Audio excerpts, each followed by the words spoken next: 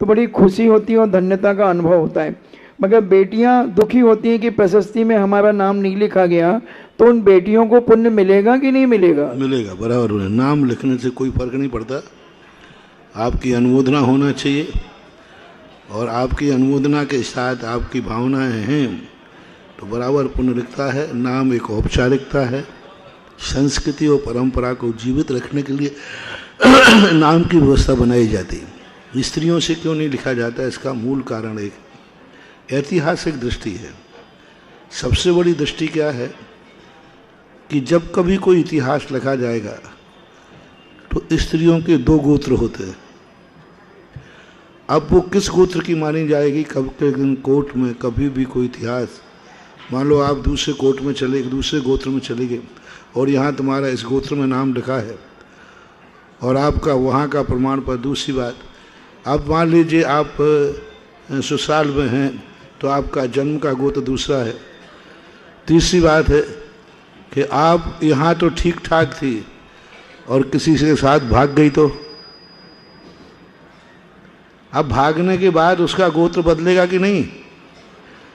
वो गलत में चली गई तो, किसी मांसाहार परिवार में चली गई, किसी गलत परिवार में चली गई, तो यहाँ मूर्ति पर तो तुम्हारा नाम लिखा है गोत्र का, फिर इतिहास का क्या होगा? इतिहास का क्या होगा? पुत्र का जो है, पुत्र भी गलत हो जाए लेकिन उसका गोत्र परिवर्तन तो नहीं होगा। और गोत्र परिवर्तन नहीं होने से कानून में इतिहास में बहुत बड़ी सुरक्षा। जो प्रशस्ति लिखी जाती है धर्म नहीं है, धर्म के लिए नहीं लिखा जाता, इससे कोई पुण्य पाप लगने वाला नहीं है। ये तो मात्र इतिहास की सुरक्षा करने के लिए लिखा जाता है। इसलिए इस संबंध में दूरदृष्टि रख करके स्त्रियों के नाम नहीं लिखे जाते हैं। तीसरी बात है, कुंदकुंद मूल परंपरा में स्त्रियां मूर्ति को नहीं छूती है।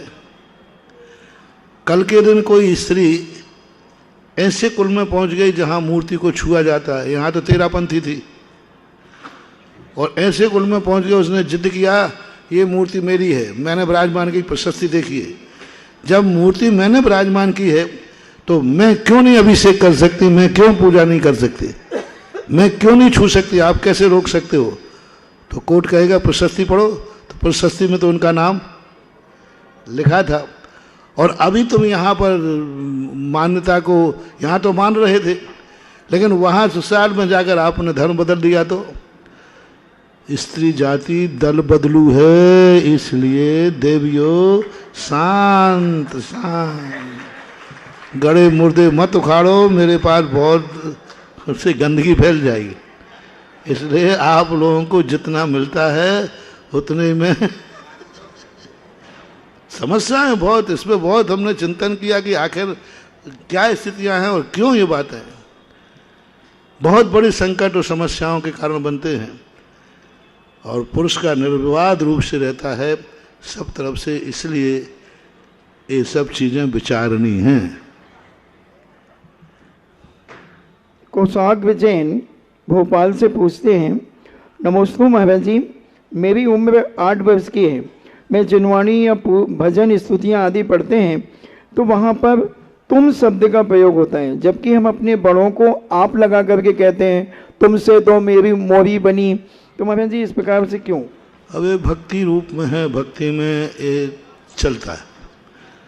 भक्ति में जो है मुझमें व्यक्ति भावावेश इतना हो जाता है, इतनी आत्मीयता आ जाती है कि इन शब्दों का प्रयोग हो जाता है। इससे ऐसी कोई दोष नहीं है, वहाँ अपमान करने का भाव नहीं है, वहाँ एक भक्ति का अतिरेक है, ऐसा होता है।